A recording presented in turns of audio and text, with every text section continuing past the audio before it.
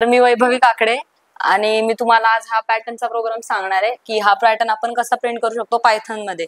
तर आपण या प्रोग्रामसाठी दोन म्हणजे नेस्टेड लूप यूज करणार आहे। तर आपण एक व्हेरिएबल घेतले आय आणि ते स्टार्ट केले 1 पासून आणि ते 5 पर्यंत जाणार आहे। 5 पर्यंत जाणार आहे म्हणजे आपल्याला 4 नंबर्स मिळणार 1 2 3 4, कारण की हा एक्सक्लुडिंग व्हेरिएबल आहे।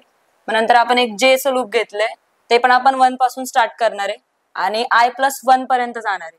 म्हणजे आता i ची व्हॅल्यू 1 आहे, तर आता आपण 1 पासून जे चं लूप स्टार्ट केलं i + 1 म्हणजे 1 + 1 येणार 2। 2 हा एक्सक्लुडिंग आहे म्हणून प्रिंट होताना 1 होणार। इथे आपण जे प्रिंट केलंय तर प्रिंट होताना 1 प्रिंट होणार आउटपुटला। आणि ह्या प्रिंटनी या एंडनी स्पेस होते आणि या प्रिंटनी आपण खालच्या कर्सरला जातो। मग इथून परत आपण वर फॉरच्या लूपला जाणार। फॉर i ची व्हॅल्यू होणार 2।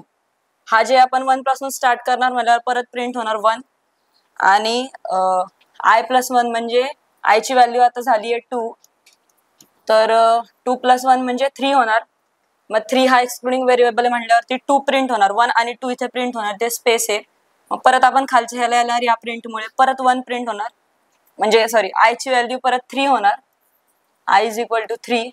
म्हणजे परत 1 पासून चालू करतोय म्हणून 1 प्रिंट होणार, i ची व्हॅल्यू 3, 3 + 1 म्हणल्यावरती 4, 4 हा एक्सक्लुडिंग व्हेरिएबल म्हणल्यावर 1 स्पेस 2 स्पेस 3 हा प्रिंट होणार।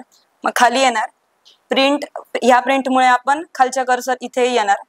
मग परत i ची व्हॅल्यू होणार 4, मग हा i 4 आहे आणि जे परत 1 पासून आपण स्टार्ट करतोय म्हणून 1 प्रिंट होणार।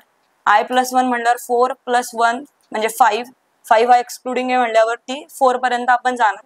मग जे प्रिंट होणार 1 स्पेस 2 स्पेस 3 स्पेस 4। आपला हा पॅटर्न या प्रोग्रामने प्रिंट होणार। समजलं का तुम्हाला? ठीक, काय क्वेश्चन असेल तर विचारा।